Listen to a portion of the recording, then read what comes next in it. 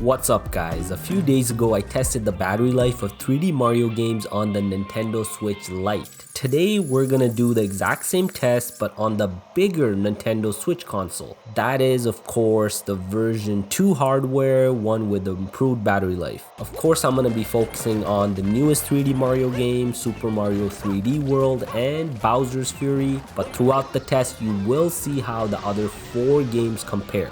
So yeah, this really is a complete video and it will show you how the battery life compares of all 6 3D Mario games. And I sort of know what to expect because of the Switch Lite test, but who knows? There might still be some surprises with these results. Let's see.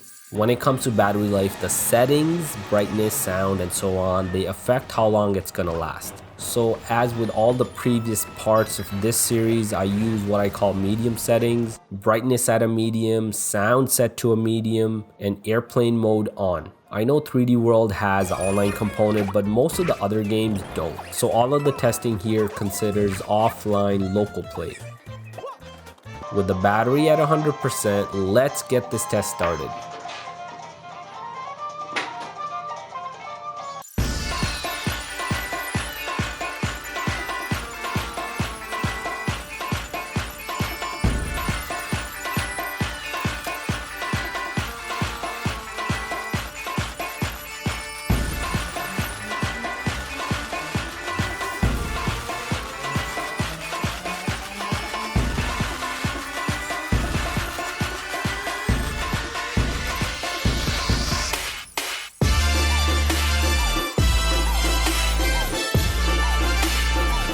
After 1 hour, 3D World had 80% battery life, and Bowser's Fury had 84% battery life.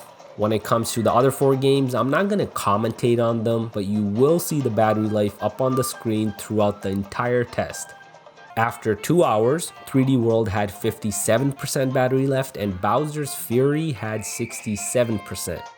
At the 3-hour mark, 3D World is at 34% and Bowser's Fury at 49%. Now at the 4-hour mark, 3D World's getting pretty low, it's at 10%, and Bowser's Fury still has 31% battery. At 4 hours and 20 minutes, 3D World got the 1% battery warning. Around this time, Bowser's Fury still had 25% battery left. On the bigger Nintendo Switch, Super Mario 3D World lasted 4 hours and 36 minutes. So this game has the worst battery life of all the 3D Mario games. It's the only game that didn't make it to 5 hours. And if you have an older version 1 Nintendo Switch, I'm sure that's not gonna last even 2 hours. At the 5-hour mark, Bowser's Fury had 12% battery. The 5% warning came at 5 hours and 23 minutes. The 1% warning came at 5 hours and 35 minutes. And Bowser's Fury turned off at 5 hours and 54 minutes.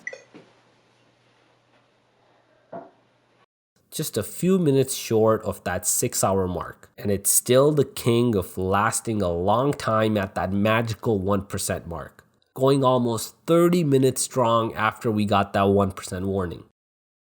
Here's how the battery drains plotted against time for each of the 6 games. Super Mario 3D World is of course the worst performing in terms of battery life. The second worst game, Mario Odyssey, lasted about 25 minutes longer. 3D World is also the newest port, and as hardware goes, the Wii U and Nintendo Switch don't really have majestic differences between them. So maybe the high hardware load on the console is because the Nintendo Switch runs a game about 25% faster while still maintaining 60 frames per second in portable mode.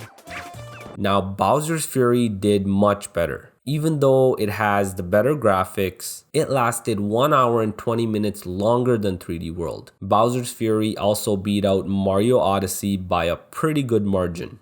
And my reason for why I think it did so well is because of the frame rate. Well, you can see most of the games on this list, including 3D World and Mario Odyssey, I believe run at 60 frames per second in handheld mode. And while Bowser's Fury runs 60 frames per second in docked mode, it only runs 30 frames per second in portable mode.